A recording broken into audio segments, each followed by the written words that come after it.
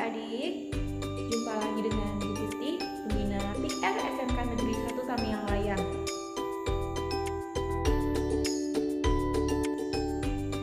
Adik-adik, seringkali kalian mendengar tentang keterampilan hidup atau life skill. Nah, kira-kira apa ya keterampilan hidup itu? Keterampilan hidup adalah berbagai keterampilan atau kemampuan untuk dapat berperilaku positif dan beradaptasi dengan lingkungan yang memungkinkan seseorang mampu menghadapi berbagai tuntutan dan tantangan dalam hidupnya sehari-hari secara efektif. Adapun jenis keterampilan hidup, yang pertama, keterampilan fisik, yang kedua, keterampilan mental, yang ketiga, keterampilan emosional, yang keempat, keterampilan spiritual, dan yang kelima, keterampilan kejuruan atau vocational skill. Adik-adik, keterampilan hidup yang pertama yaitu keterampilan fisik. Keterampilan fisik adalah kemampuan seseorang yang ditunjukkan secara fisik seperti melihat, bersuara, mencium, merasa, menyentuh, dan bergerak. Keterampilan fisik ditandai dengan kemampuan seorang remaja untuk memilih makanan, berolahraga, dan beristirahat secara seimbang, seperti keterampilan memahami tubuh dan merespon kebutuhan tubuh sendiri, keterampilan mengatur pola makan dan olahraga, dan juga keterampilan mengelola tidur. Adik-adik, keterampilan hidup yang kedua yaitu keterampilan mental.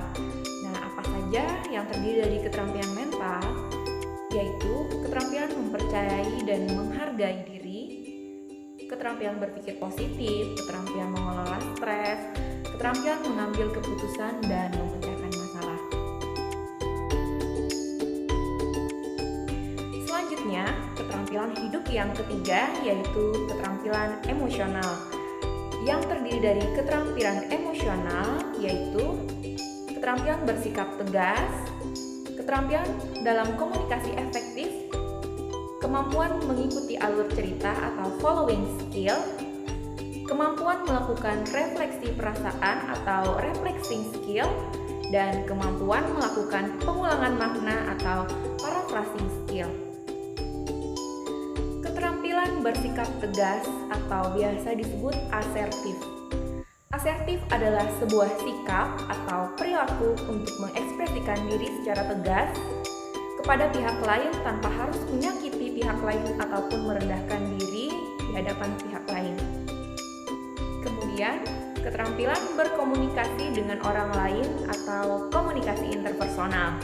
Nah, komunikasi adalah suatu proses penyampaian pikiran dan perasaan melalui bahasa, pembicaraan, pendengaran, gerakan tubuh, atau ungkapan emosi oleh seseorang kepada orang lain di sekitarnya. Selanjutnya, kemampuan mengikuti alur cerita atau following skill. Kemampuan mengikuti alur cerita mempunyai ciri-ciri sebagai berikut. Yang pertama, tidak memutuskan pembicaraan dan mengalihkan perhatian orang yang sedang berbicara. Yang kedua, menggunakan sedikit dorongan dan respon sederhana yang dapat memacu pembicara untuk menyampaikan ceritanya. Yang ketiga, mengajukan pertanyaan-pertanyaan yang relevan yang dapat menambah informasi dan tidak sekadar jawaban ya atau tidak. Dan yang keempat, tidak mengambil peran sebagai penyidik dan mengajukan terlalu banyak pertanyaan. Jaga suasana agar tetap tenang. Kemampuan melakukan refleksi perasaan atau reflecting skill. Kemampuan ini mempunyai ciri yaitu mengungkapkan kepada orang lain tentang perasaan orang tersebut sesuai dengan yang kita pahami. Yang terakhir, kemampuan melakukan pengulangan makna atau paraphrasing skill. Kemampuan ini mempunyai ciri yaitu menyatakan kembali pesan yang disampaikan pembicara dengan menggunakan kata-kata lain dengan tujuan untuk mengetahui apakah yang kita dengar adalah benar atau tidak. Nah, adik-adik, keterampilan hidup yang terakhir yaitu keterampilan spiritual. Spiritualitas adalah unsur kehidupan manusia yang langsung diberikan dan berasal dari Tuhan. Keterampilan memahami spiritualitas adalah kemampuan memahami bahwa semua kegiatan jasmani, pikiran, dan emosi manusia yang digerakkan atas dasar suara hati nurani dan diarahkan untuk memperoleh keridhaan Tuhan Penciptanya. Kemampuan spiritual itu akan terlihat pada perkembangan kesadaran dan pemahaman manusia terhadap diri, orang lain, dan alam yang berujung pada peningkatan kesadaran dan pemahaman akan kebesaran Penciptanya. Nah, artinya spiritualitas muncul pada konteks hubungan manusia dengan dirinya, orang lain, alam, dan Penciptanya. Makna umum dari kegiatan spiritual adalah semua kegiatan baik jasmani, pikiran, dan emosi yang dilaksanakan atas dorongan suara hati nurani untuk mendapatkan keridhaan ilahi. Keterampilan spiritual dalam sembahyang terletak pada kemampuan meresapi makna dari setiap ucapan yang dibaca dalam sembahyang. Nah, dalam keterampilan spiritual juga dikenal adanya keterampilan kejuruan atau vocational skill.